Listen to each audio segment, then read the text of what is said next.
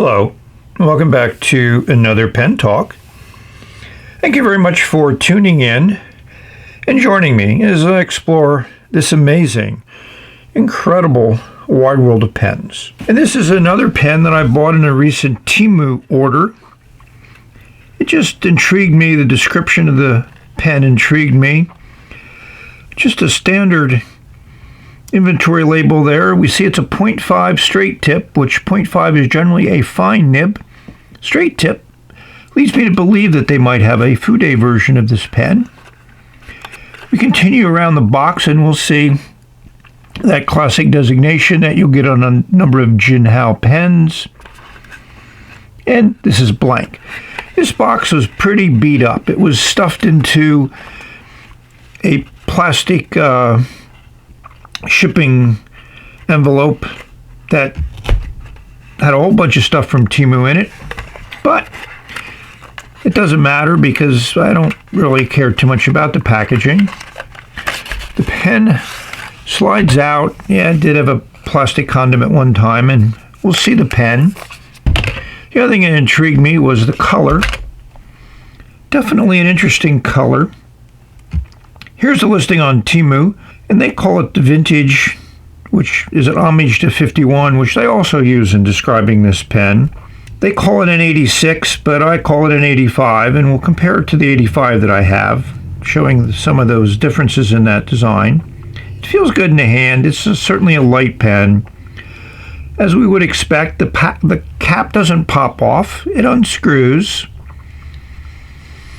And it takes over 2.5 turns to unscrew it, and we'll see your classic hooded nib, ebonite feed if it's similar to all the other ones like this. Yeah, metal band there. It unscrews to reveal a standard piston converter. Jinhao has used these on many pens. Nice metal insert there in the section, which seems to be really now common on almost all these inexpensive Chinese pens. And a nice O-ring there. When you screw down the barrel, you feel that O-ring engage. And this just pops off, and we'll see a standard lower end converter, but they work fine. And it is branded Jinhao. So that's the pen.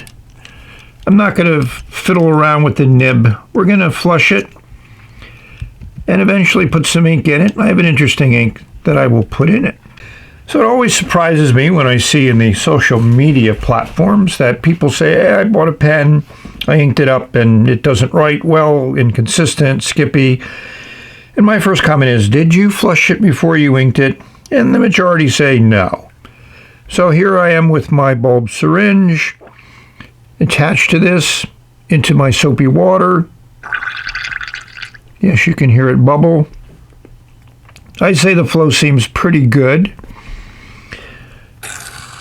I always pull up and let some air in there, which kind of helps clean that nib and feed of any residue that might be there. I think the flow's pretty good.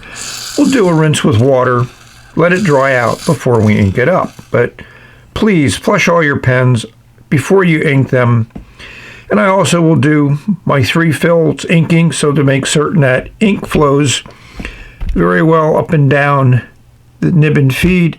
Again, it's just general good sense to ensure that your fountain pens write as well as they can. So as you probably heard me say a few times, I call this the 85 instead of the 86, and this is the actual 85 that I got a while ago and did a review on, and I just love the pen aesthetically. This is when everybody was really into the new version of the Parker 51, and they saw this pen and they go, let me take a look at this pen. And I still prefer the aesthetics of the 85 over the 86. The 86 is certainly at a lower price. Here's some examples currently on eBay at the time of the video being made. The cap on the 85 takes a little bit over 2 turns, where this one takes a little bit over 2.5 turns. So they haven't done anything to reduce the number of turns to take the cap off. And how compatible are these pens? Very compatible. You can frankenize, but obviously you don't have finials that you can move around. And the section on both of these pens has a color that is a little bit different. Here it matches the barrel.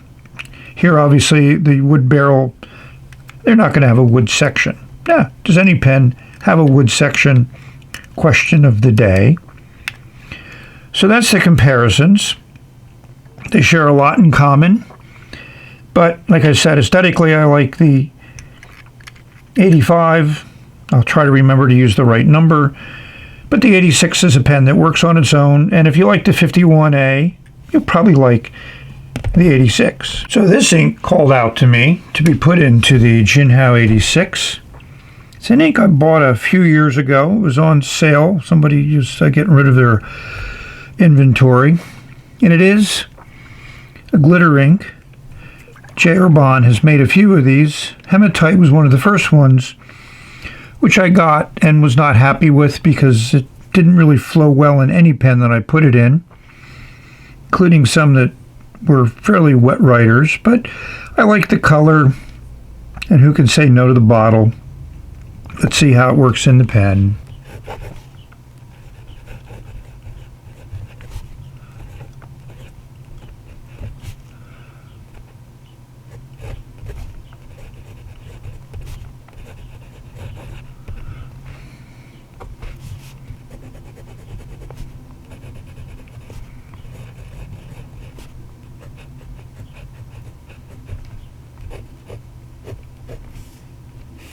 So I've had the pen for over a week, and I've written with it occasionally, a few pages and some letters.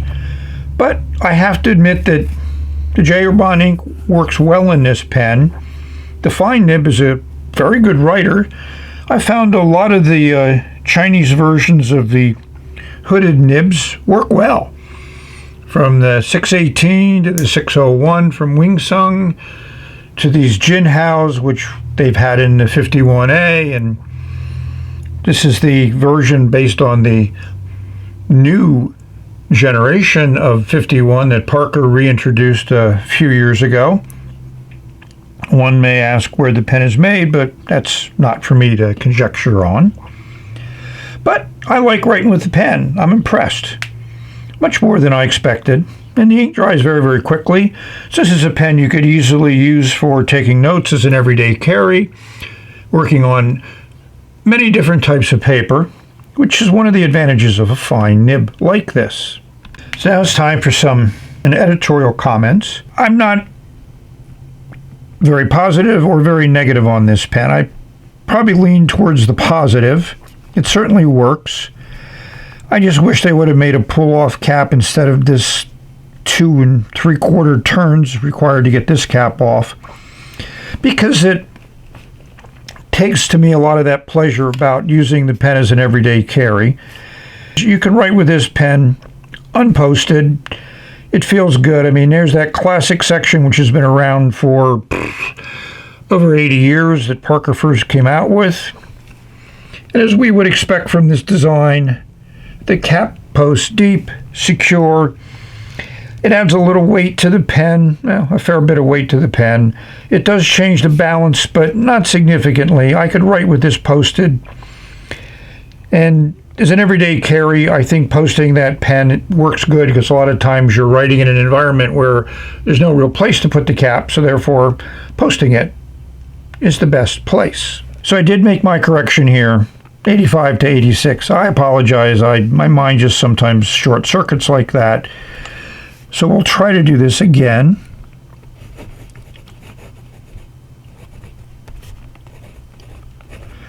You notice it started up pretty well right away, and it's been uncapped up for a bit. That's one of the advantages, again, of a hooded nib like this. That ink is not exposed very much to air, and therefore nibs like this generally stay pretty wet and are great writers when you're maybe jotting down notes where the pen sits for a while in between your note-taking.